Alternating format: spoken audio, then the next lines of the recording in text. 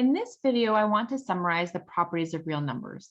And these are properties that I know you've heard about before, that I know you've been using, but you just may have forgotten the formal names of. So that's what we're going to do in this video, is just kind of go through those formal definitions and review the names of the properties. But I guarantee that you've been using them, you just may not have realized, or you may have forgotten. So let's talk first about the commutative properties.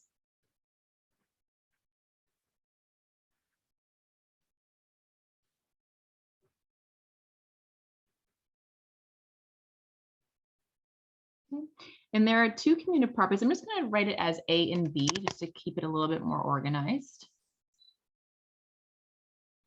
So there's one for addition. And then there's also one for multiplication. So the commutative property of addition says the following. It says that A plus B is the same thing, excuse me guys, of B plus A. Let's pause this for a second and check on the pup. So what it says is that the order doesn't matter when we add. Okay, so order doesn't matter. And again, this is specific for addition. So for example, 2 plus 1 is obviously 3, and 1 plus 2 is also 3. So again, one of those properties that I know you've all been using, but maybe perhaps you forgot the name of. And this also works for multiplication.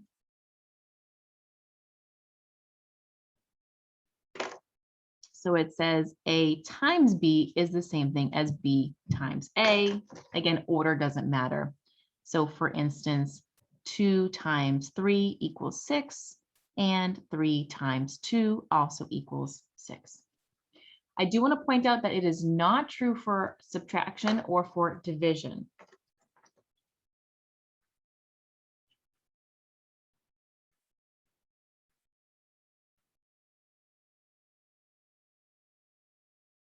Okay, so that is important. When you divide numbers, when you subtract numbers, order does matter. For instance, 1 minus 2 and 2 minus 1 produce different signs in the final answer. Or for division, 1 divided by 2 is a half, but 2 divided by 1 is 2. So the order does matter there. So this property is only for addition and multiplication.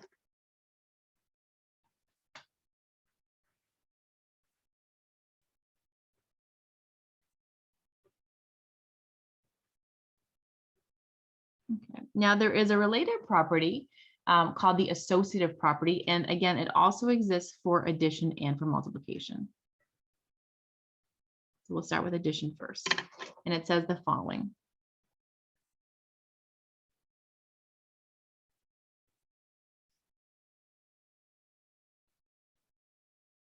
So A plus B plus C is the same thing as A plus B plus C, but notice that the grouping is different.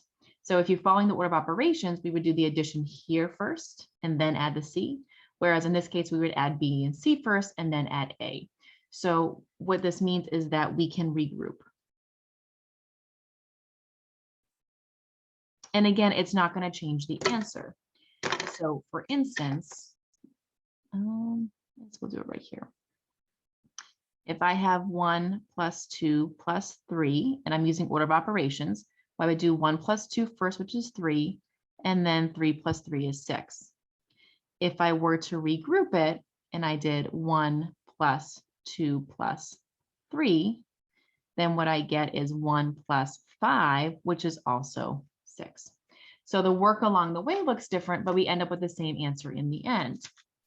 And the same thing is going to be true for multiplication.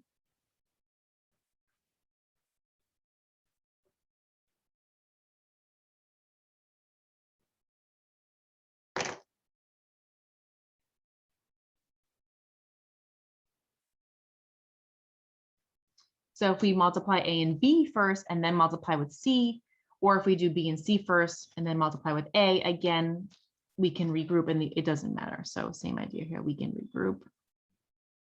Or in the last case, order doesn't matter. So for example, let's say I'm multiplying 1 times 2 times 3. I would have 1 times 2 is 2, and 2 times 3 is 6. Or if I were to do 1 times 2 times 3, I'd have 1 times 6, which is also 6. So addition and multiplication are pretty nice because we can change the order, we can regroup, and we're still going to get the same answer. It is important to note, though, that these properties are being used individually at one time. So if you start combining multiplication and addition or other operations, then you have to follow the order of operations there. You can't mix things around. But these properties are true if it is just multiplication or if it is just addition within a problem. And again, just like before, this is also not true for subtraction or division. So we cannot regroup in those cases.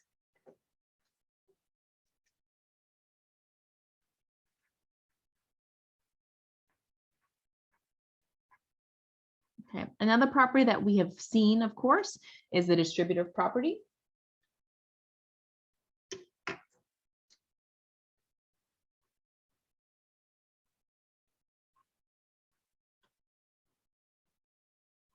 Okay.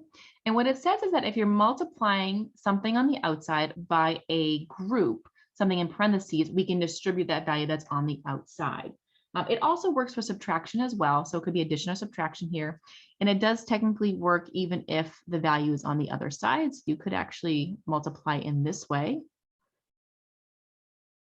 Oops, sorry, that should be CA. And it works on both sides. Typically, we see it this way instead. It's a little bit rare to see that number on the right, but it does also work. So if you have a number touching parentheses, again, that's important. There's no plus or minus in between with that A, then we can just distribute it through. So for instance, if I have 4 and then 5 plus 1, I can distribute that 4 into my parentheses if I want to. So it'd be 4 times 5 plus 4 times 1, which is 20 plus 4, or 24. And notice you get the same answer. So if I were to follow the order of operations here and do inside the parentheses first, I'd have 6, and then 6 times 4 is 24. So we get the same answer. The distributive property tends to be most helpful when we have variables there. So as another example, for instance, let's say I have -3 times x plus 2. I can distribute that right inside. Here, I could not simplify because I have that variable there. So I'd have -3 times x plus -3 times 2, which is -3x minus 6. Okay, so another property that, again, I know you all know, but we're just really clarifying those names here. All right, so the next one, do the identity next, is the identity property. And again, there's an addition one and a multiplication one.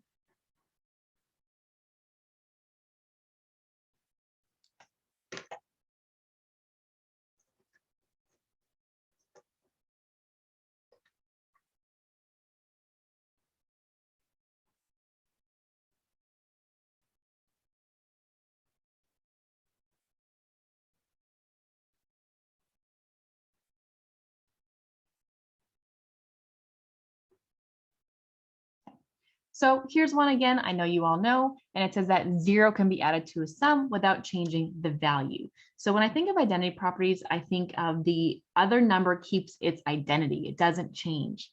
So 0 allows you to do that. So for instance, 6 plus 0 is obviously still 6. So that number 6 maintains its identity. It's not changing when I add with 0. And then similarly, there's a multiplication one. And if you want, think of it for a second. What number can we multiply with and not change the value? And of course, that answer is the number 1.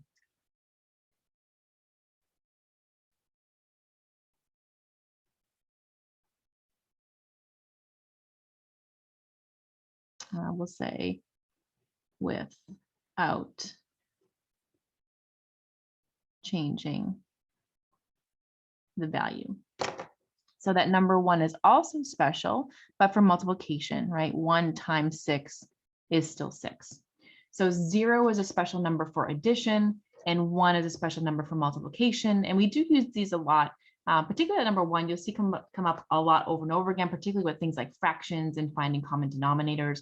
And when we get to things like rational expressions and simplifying. So that idea of having a multiplier by 1 that doesn't change the identity is really important as well. 0 is 2, of course, but I feel like that idea of 1 we tend to use a lot in mathematics. All right, and one last property to talk about.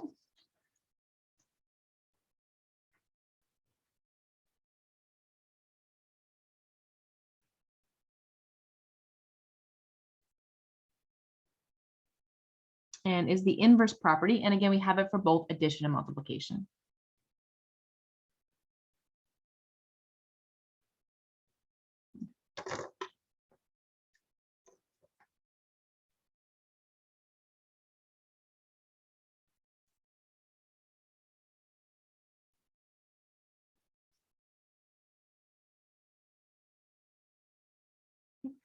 So what it says is that when we add the same number, but with opposite signs, we get 0. So we get that identity back out. And these values are called inverses. So for instance, and it doesn't matter the order we do it in. 5 plus -5 equals 0. And let me just move this over. Those values of 5 and -5 are called inverses. And they're inverses to each other. So inverse you want to think of as opposites. And in math, we have lots of opposites. So we have anything that's an inverse is really a kind of opposite, and there's different types throughout mathematics. So you're going to see a lot of them this semester, and this is one type. Okay.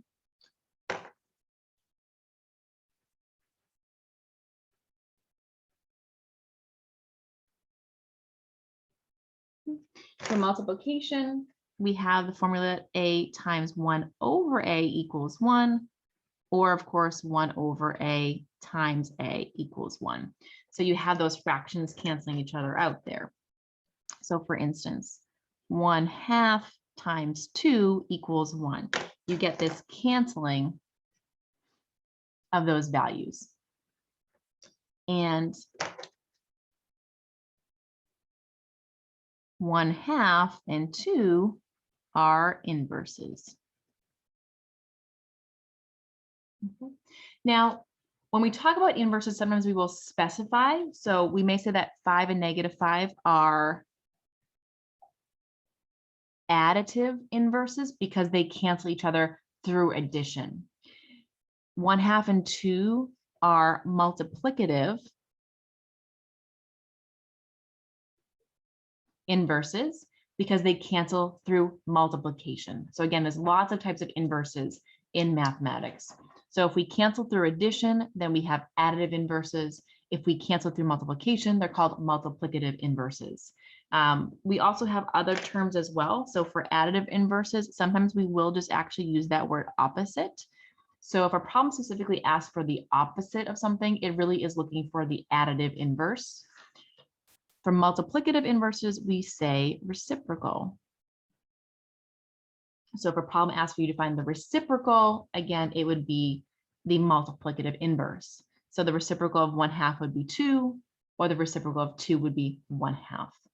So those are our keywords there. And again, we're going to see lots of kinds of inverses, which is why we do often specify. We may say something like additive inverse, multiplicative inverse, or additive inverse is also interchangeable with the word opposite, and multiplicative inverse is also interchangeable with the word reciprocal. So I hope this video just helped to clarify some of the terminology that we've had or that we've seen that you've probably already been using and maybe forgot about all those terms along the way. So these are 5 major properties that we really do see all the time in mathematics and particularly in algebra.